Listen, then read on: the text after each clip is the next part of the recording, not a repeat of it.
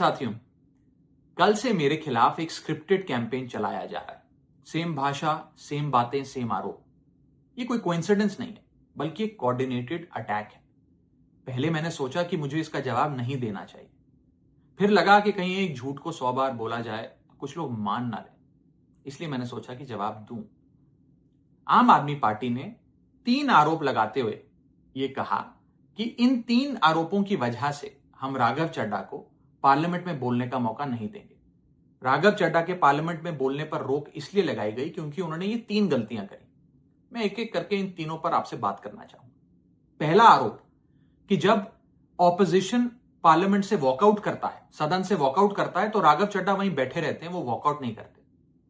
यह सरासर झूठ है, सफेद झूठ। मैं चुनौती देता हूं, एक इंस्टेंस, एक दिन ऐसा बताइए जब ऑपोजिशन ने वॉकआउट किया हो और मैंने उनका साथ ना दिया हो, मैं साथ में वॉकआउट नहीं किया हो। और पार्लियामेंट में तो हर जगह सीसीटीवी कैमरा है। आप सीसीटीवी कैमरा निकाल कर दिखा दीजिए, दूध का दूध और पानी का पानी हो जाएगा। दूसरा आरोप लगाया कि राघव चड्ढा ने चीफ इलेक्शन कमिश्नर के इंपीचमेंट मोशन पर, यानी कि मुख्य चुनाव आयुक्त को हटाने वाली जो याचिका थी, उस पर साइन करने से मना कर दी। दूसरा सफेद झूठ। ना मुझे आम आदमी पार्टी के किसी भी नेता ने इस मोशन पर साइन करने के लिए कहा, ना औपचारिक तौर पर कहा, ना अनौपचारिक तौर पर कहा।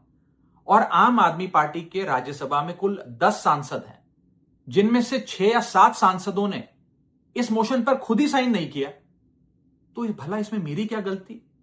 खाली सारा दोष मुझ पर ही क्यों मढ़ा जा रहा है? और इस मोशन के लिए राज्यसभा में कुल 50 सिग्नेचर चाहिए होते हैं, यानी कि 105 विपक्षी सांसदों में से मात्र 50 सिग्नेचर से ये याचिका पूरी हो जाती। तो इतना शोर क्यों? और तीसरा आरोप जो मुझ पर लगाया गया वो ये था कि राघव चड्ढा डर गए हैं और इसलिए वो बेकार मुद्दे उठाते हैं। पहली बात मैं बता दूं कि मैं पार्लियामेंट में शोर मचाने, चीखने, चिल्लाने, माइक तोड़ने या गाली देने नहीं गया। मैं वहां पर जनता के मुद्दे उठाने गया हूं, लोगों की बात करने गया हूं। और मैंने कौन सा मुद्दा नहीं उठाया? मैंने जीएसटी से लेकर इनकम टैक्स की बात करी, पंजाब के पानी से लेकर दिल्ली की हवा का मुद्दा उठाया, हमारे सरकारी स्कूलों की हालत से लेकर कैसे पब्लिक हेल्थ केयर इंस्टीट्यूशंस को मजबूत किया जाए, इंडियन रेलवेज में जो पैसेंजर्स ट्रैवल करते हैं उनकी समस्याएं रखी, यहां तक कि मेंस्ट्रुअल हेल्थ, एक ऐसा मुद्दा जिसके बारे में लोग बात करने से कतराते हैं, वो बातें तक रखी। बेरोजगारी से लेकर महंगाई तक तमाम मुद्दे उठाए। आप मेरे 4 साल का पार्लियामेंट का ट्रैक रिकॉर्ड उठाकर देख लीजिए। और मैं पार्लियामेंट में इंपैक्ट क्रिएट करने गया हूं, मैं पार्लियामेंट में रकस क्रिएट करने नहीं गया।